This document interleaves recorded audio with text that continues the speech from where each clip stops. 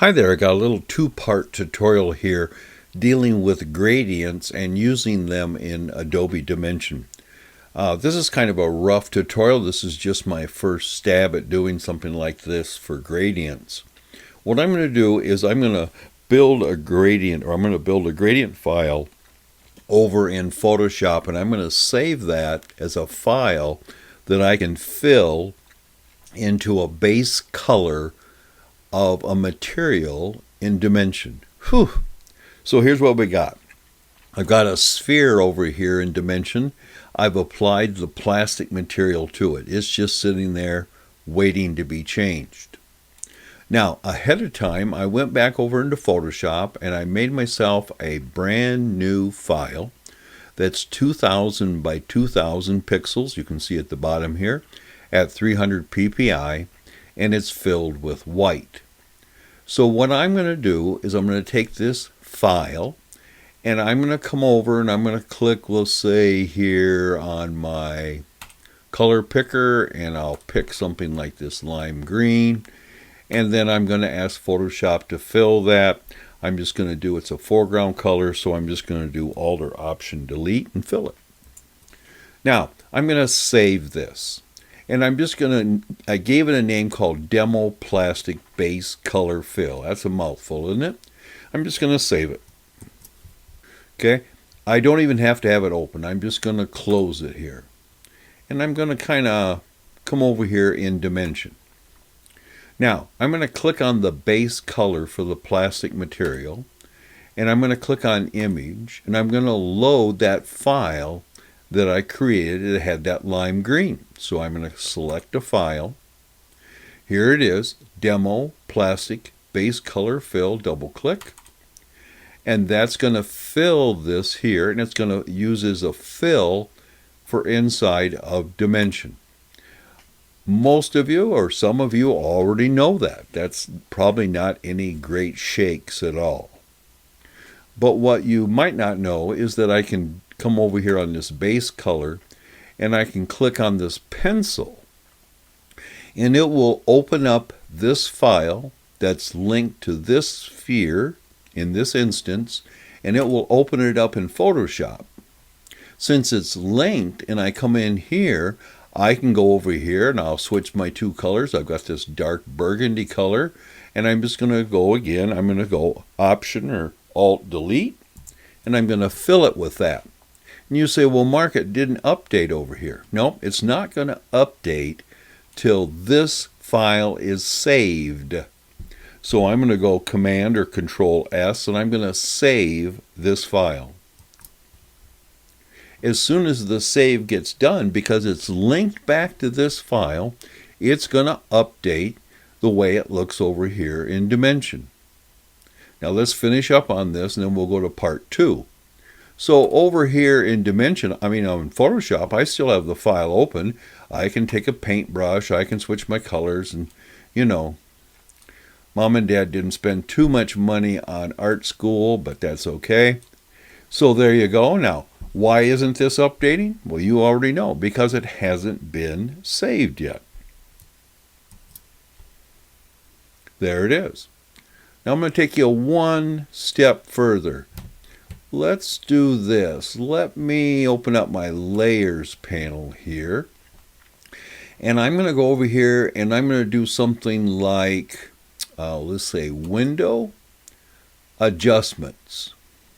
So I'm going to add an adjustment layer to this file right here, to above here.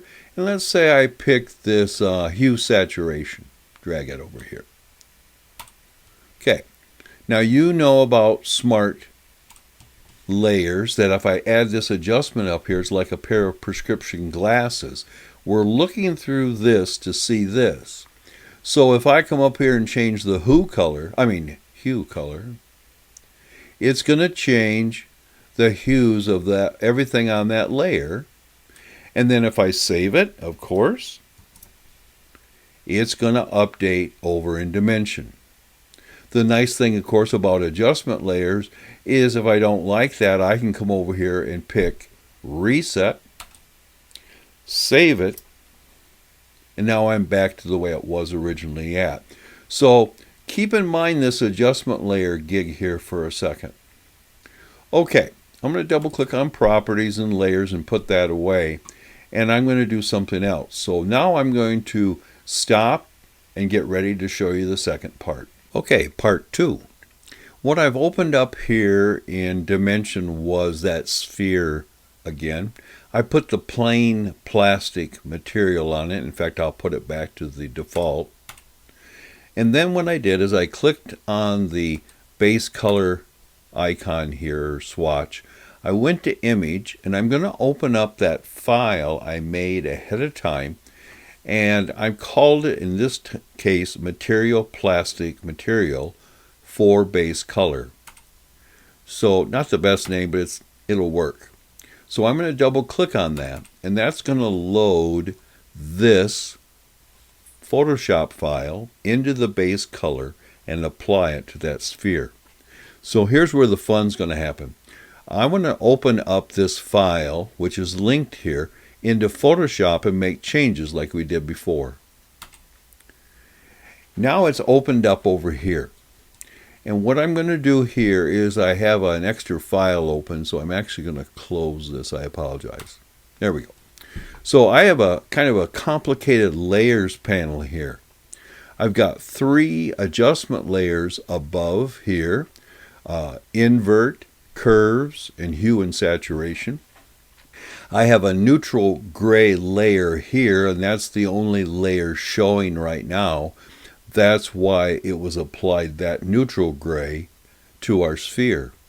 So what I'm going to do is I'm going to turn off this little neutral gray layer. In fact, I'm going to throw it away. I have a new layer here called left to right. And basically it says blue, but don't pay attention to that too much because we're going to change the color in a little bit. In fact, let's just double click on it and just name it left to right base or something like that. There we go. Now, notice this little icon here. You know what this means. It's a smart object. So I have right-clicked on this, and I've converted this to a smart object, and now it is that. So when I go in here and I double-click, it opens up the container of that smart object. So it's left the other file temporarily and opened up a separate container to allow us to put things in here that we can show up back in our master file. This is called a PSB file. I'm in the container. It's called a PSB file. And what I have done here is I have, ahead of time, I've made a new blank layer. Now this is important. I made a new blank layer. I went to my Windows and came down to gradients. In the gradient panel, there's hundreds of gradients in here. And here's what I did. I took 15 minutes, I made a new layer, and I drug this gradient on top of here, this blank layer.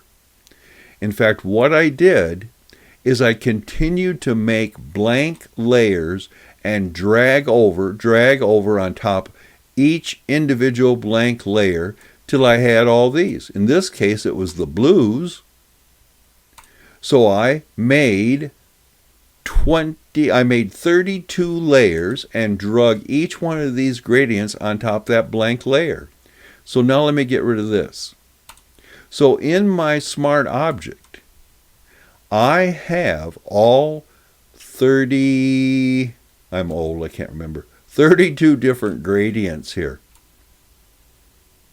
Now, what I'm allowed to do here is I'm going to come up to the top and I'm going to go Alt or Option click on this little icon to make this layer visible or not.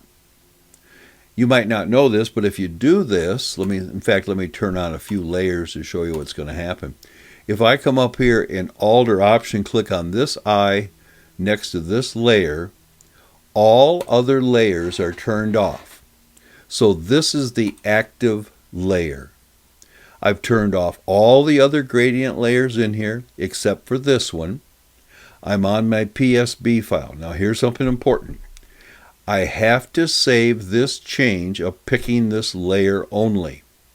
So I'm going to go Command or Control S to save, and you're going to see the asterisk up here in the upper right go away because it's saving. Okay, it's done. Now for demo purposes, I'm going to close that PSB window, which is linked back here to this file and to this smart layer. So now this smart layer says, oh, the only thing Mark wanted to have on when he went into the smart layer was that one particular gradient showing. So what we're going to do here, one more save, because as we save this gradient should go over here to this fill and apply to this sphere. Let's see, I'm going to go save. Command or Control S. And through the magic of television, that is applied here because it's linked, and applied to the sphere because that's the material applied there. So if I want to go and change and pick another one of my gradients, in fact, let me hide my gradient. I've already brought those over into the smart layer. I don't even need that. So let me double click on the smart object to open up what kind of file? The PSB. Notice some of these have up and down gradients and diamond gradients and different angles and different shading and a few other maybe complementary colors. And I come down here and I say, whoa, there's a pretty one. Now I just don't click on this one because that will turn on its visibility, but there may be another layer within there that's on. I don't want them both on. I just want this one visible. So we hold down what key to make this visible? Alt or Option click. All other layers are turned off. What's the next step? Well, we need to save the change to this smart layer. So I'm going to save. I'm going to close the PSB Smart Layer tab. Now I'm back here on my master, but the master has not been saved with this smart layer change. So as soon as I do save here, it will update this file, which is linked to here, which is linked to here. Let's try it. Command or Control S. Boom. Pretty fancy, huh? So let me show you something else. I also, let me hide some things here from you. Up here I have these adjustment layers. And if you don't know about adjustment layers, you need to let me know in the comments. I'll help you with that. I'm going to turn on an adjustment layer here called Hue and Saturation. And what I'm going to do here is I'm going to click on this little layer thumbnail, which is going to bring up the properties to control this adjustment layer. Bingo. Now, here's the beautiful thing. I want a different color used in this gradient. So I'm going to use my hue slider, and I'm going to drag it over here till I find something I like. Orange is my favorite color. How about this? And maybe I want it a little less saturated. Maybe I want it more saturated. Maybe I want it lighter. Maybe I want it darker. As soon as I find what I want, I can go ahead, and remember, I'm going to make a save to this. I'm just on my adjustment layer on the main part of the file. It's going to change whatever is this layer below it, which is this smart layer. I'm just going to save it. And boom, it's updated over in InDesign. Adobe Dimensions. And you say, well, I want a different color. I don't want orange all the time. Well, double click on the property icon for hue saturation. That's going to reopen this panel. At the bottom of the panel, there's a little recycling backwards arrow here that says Reset to Adjustment Defaults. Boom. That goes back to my base blue I loaded.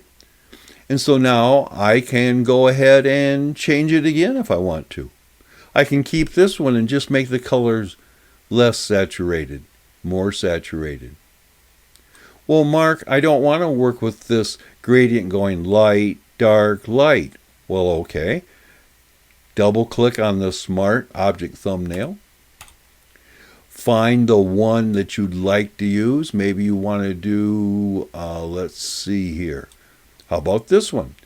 Remember, we're going to show this layer and hide the others, so we have to hold down the Alt or Option key and click. That's step one.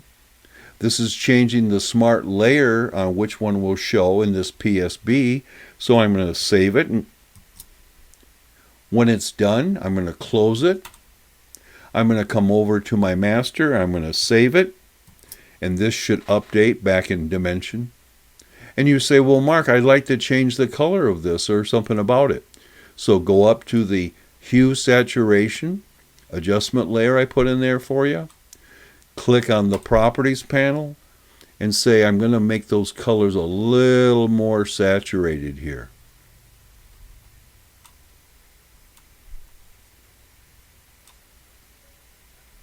All right, and then I'll make them a little darker. So all I've got to do is, because I'm in my master here, I'm just going to save it. And that updates the file, which links back to Dimension, which goes over here to my model. Now here's some other things. You may never use them, but I put a curves adjustment layer. So let's turn that on. Let's click on its icon. And curves allows me to go in here and adjust the tonality of the grays in here. Actually, I'm changing the darks or the shadows and the highlights. So I can move this around. As soon as I like the way that looks and I want to apply it, save it. I don't like it, I'll undo it right here. Well, what I mean is I'll reset it. In fact, I don't want to do that at all. Let me hide and turn off the curves adjustment layer. I just threw this one in for fun. It's invert. So the opposite of this bluish gradient is this reddish orange gradient. You want something else just for fun? And this you should know, but if you don't, you let me know. What are these little white squares here? Huh? Oh, they're layer masks. You mean, let me hold the phone here a little bit. Let me click on the properties. Let me change this to this lime green. And if I come back over here and click on this layer mask, and I go over here to the Photoshop tool, excuse me as I move this, and pick my paintbrush, and I'm going to set my colors back to default. I'm going to switch it to paint black.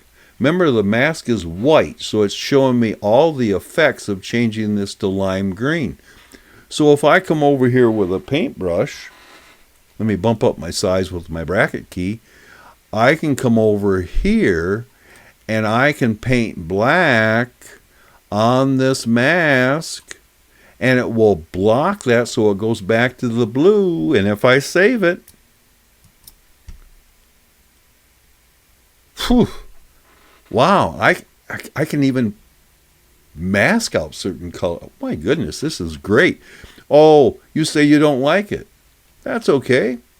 Let's go ahead and I will just go over here and I'll take my mask here and I'll fill it with white. And my base color, or my white, is up here on the background. So I'm just going to go Command Delete or Backspace Delete. And I could also just turn it off. So I made, at the very beginning, this new file, this size, at this resolution. I made a new layer and made it a smart object. I made a blank set of layers inside of that, and I drug over my gradients over into here. All separate layers, but I had to have blank layers to drag these into You just can't drag them over like this. You got to have a blank layer that you can drag it on top of. I'm going to undo that. And then because it's a smart object or a smart layer, I can always turn it off and turn it on and so on. So I want you to maybe try this. I know it's a little complicated. Review the video a little bit. As soon as I get this refined a little bit, I'm going to put it into my digital book that I wrote on Beyond Dimensions. It's available. So let me know if you have any questions and I'll help you out. And happy gradient picking.